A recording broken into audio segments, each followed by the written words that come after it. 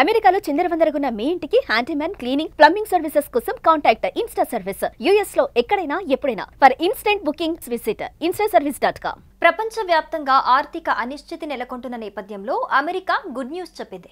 America federal reserve తీసుకున్న వడ్డీ రేట్ల తగ్గింపు నిర్ణయం ప్రపంచ ఆర్థిక మార్కెట్లకు శుభ సూచికంగా మారింది.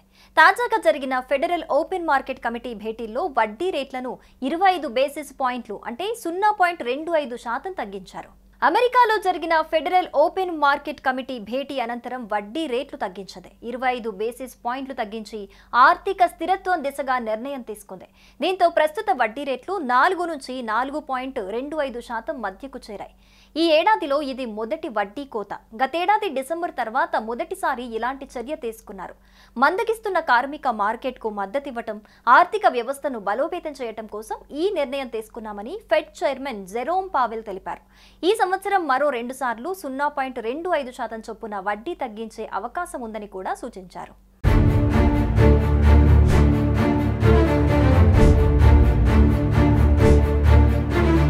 ఈ వడ్డీ కోత ప్రధానంగా అమెరికా ఆర్థిక వ్యవస్థకు గుడ్ న్యూస్ అనే చెప్పాలి.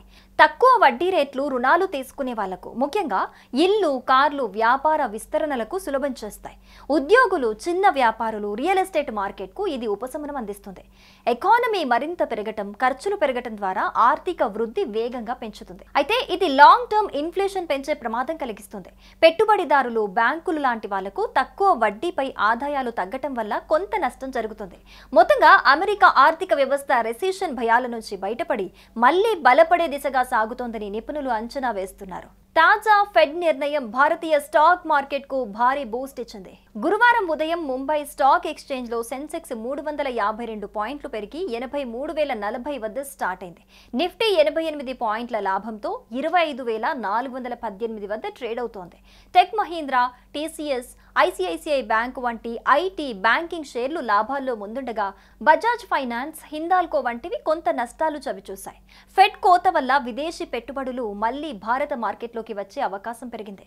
అభివృద్ధి చెందుతున్న మార్కెట్లకు ఇది సానుకూల సెంటిమెంట్ ను సృష్టించింది. అంతేకాదు రూపాయి డాలర్తో పోలిస్తే బలపడింది. 2 వారాల తర్వాత తొలిసారిగా రూపాయి 88 మార్క్ రేటు కంటే కింద 87.82 వద్ద ట్రేడింగ్ ప్రారంభమైంది.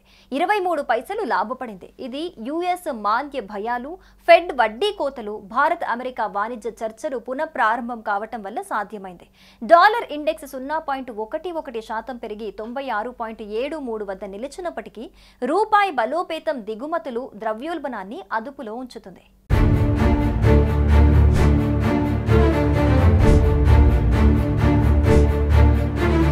తాజా ఫెడ్ వడ్డీ రేట్ల తగ్గింపు నిర్ణయం మొత్తంగా పెట్టుబడిదారులు, షేర్ మార్కెట్లో పాల్గొనేవారు, రుణాలు తీసుకునే వ్యాపారులకు భారీ లాభం తీసుకురానుందని నిపుణులు అంచనా వేస్తున్నారు.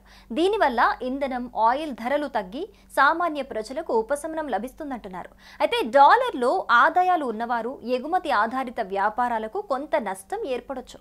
మొత్తంగా ఫెడ్ కోత ఇటు భారత ఆర్థిక వ్యవస్థకు సానుకూల దిశానిర్దేశం చేస్తూనే అటు అమెరికా సహా ప్రపంచ మార్కెట్లకు కాస్త ఊరటను తీసుకొచ్చింది.